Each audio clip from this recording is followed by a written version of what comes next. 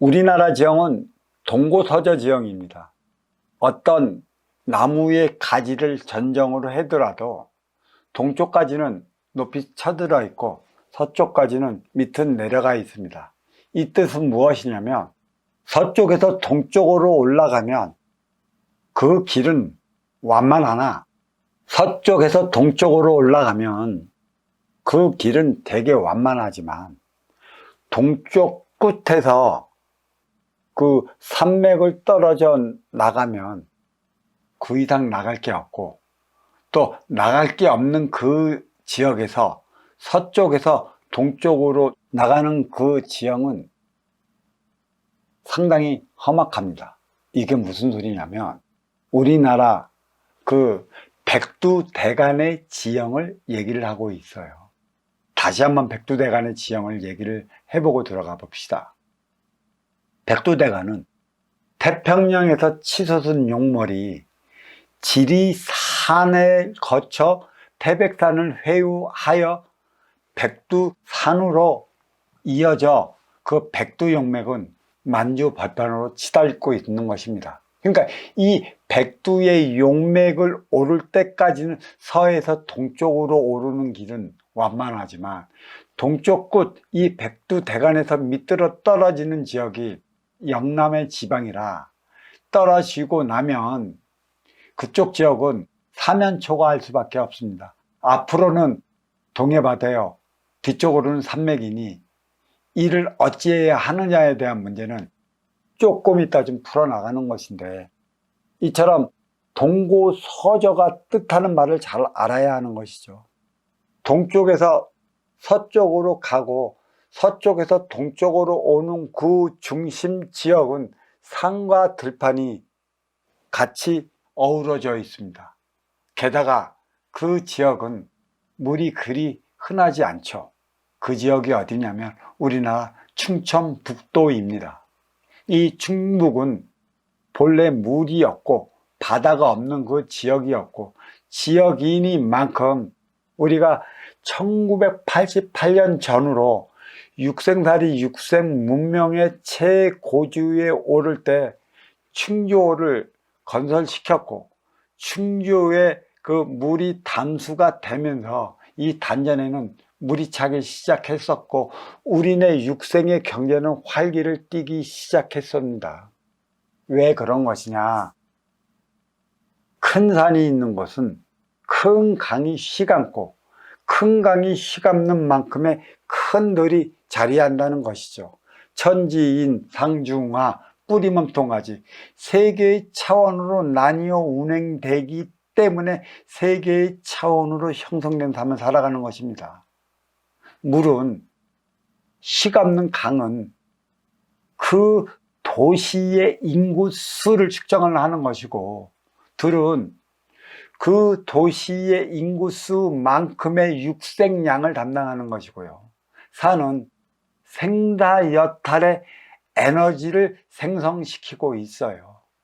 그로 인해 남북은 중심잡이 질량으로 자리하고 있습니다.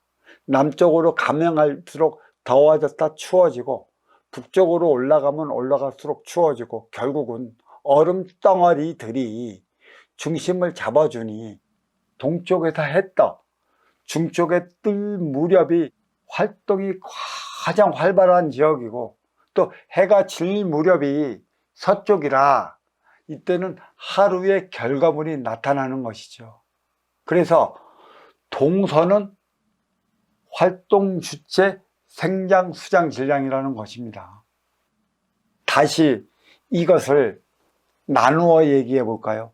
이러한 소리는 그 어디에서도 감히 듣지 못한 그 소리이기 때문에 아마 귀 기울여 들여도 많이 흥미롭고, 또 이러한 남북과 동서의 나뉜 그 생장 수장 질량과 또 생사여탈 질량이 무엇인지를 안다면 우리 삶에 참으로 이롭고, 또 우리 민족이 무엇을 위해 어떻게 살아가는지를 깨우칠 수 있을 것입니다. 그러니까 사방은 사계를 일으키는 것이죠. 동서남북은 추나추동을 일으킨다는 것입니다. 그러니까 동서는 활동의 주체를 자리하는 것이고, 또 남북은 중심잡이 운용의 주체로 자리한다는 것이에요. 동고서저가 주어지는 만큼 우리의 백두산은 대륙으로 치솟는 만큼의 민물이 삼파수로 흐르고 있는 것이죠. 압록강은 동에서 서로 흐르는 것이고, 두만강은 서에서 동으로 흐르는 것이고, 또 황하강은 남에서 북쪽으로 흐릅니다. 어떤 물이 백두산에서 흘러내려오는 삼파수가, 그래서 이 민물과 민물의 경계가 지어진 게 뿌리야 몸통, 반도와 대륙이라, 그래서 반도와 대륙은 뗄래야 뗄 수 없는 자리라는 것이죠. 민물은 만물을 소생시키는 천의 기운이라, 그래서 칠성의 기운으로 자리한다는 것입니다. 칠성의 기운은 생명을 점지하는 기운이라는 것이고, 또 생명을 점지하다 보니 육생의 만물을 소생시키고 있는 것이에요. 그리고 태백은 우리 민족의 영산이라, 그래서 남한강은 동에서 서쪽으로 흐르고, 또 오십천은 서에서 동으로 흐르고, 또 낙동강은 북에서 남으로 흐릅니다. 왜 그 낙동강은 북에서 남으로 흐르느냐면, 백두대간 안에 자리했고, 낙동정맥이 결국은 우리 민족의 생명줄과도 다르다는 것입니다. 왜 우리 민족의 생명줄인가? 서양 가지의 문물이 두둑 일본을 통해 부산을 거쳐 서울로 올라 평양을 지나 만주 벌판을 통해 대륙으로 올라가야 되는 이 안에 육생의 로드랩으로 자리하고 있기 때문인 것이죠. 또 왜 이렇게 말을 장황하게 하냐? 물은 천기의 생명을 지기로 실어 나르는 운송의 수단으로서 자리한다는 것입니다. 왜 아까 민물을 칠성기운이라 했고 바닷물을 용왕의 기운이라 했는가?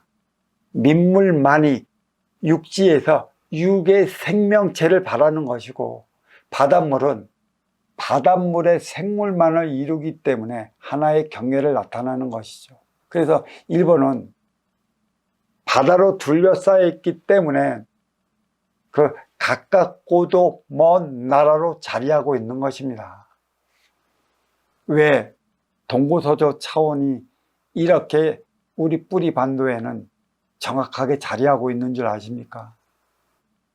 사통팔달 하나 되어 나가야 할 뿌리인데 사분오열 되어 있고, 사분오열 되어 있는 만큼의 남북은 대치 상태라는 것이죠. 남북이 왜 그 민주와 공산으로 대치하고 있습니까? 동서의 질량을 중심을 잡아주기 위한 것에 있는 것이죠. 남북이 대치하지 않고 남북이 대치하지 않고 있다면 동서는 하나 되어 살아가지 못한다는 것이죠. 생산주장 질량의 행위를 다하지 못한다는 것입니다. 그래, 생산주장의 질량을 다할 때까지 남북은 중심잡이로서 남북의 이념의 자원으로서 우르렁거릴 때, 또 동서는 지역 갈등으로 갈려 앙숙지간으로 살아가고 있습니다. 진보와 보수. 결국 본다면 생장, 수장, 질량 활동의 주체가 동서이고, 또 이 동서에는 또 진보와 보수가 자리하고 있다는 것이죠. 이 진보와 보수는 결국은 무엇이냐? 공산과 민주가 섞여져 있다는 것이고, 또 산이 많은 동쪽은 운용의 주체로서 생사여탈 질량을 담당하는 것이고, 들이 많은 서쪽은 육생량을 담당하는 생장, 수장 활동의 주체라, 활동의 주체는 아쉬울 수밖에 없는 거고, 운용의 주체는 이루어서 맞이하는 자라, 운용의 주체가 이루어서 맞이하는 정신량을 마련하지 못하면 영원한 이 지역 갈등의 불씨는 꺼지지 않고요, 남북의 대치는 길어질 수밖에 없습니다.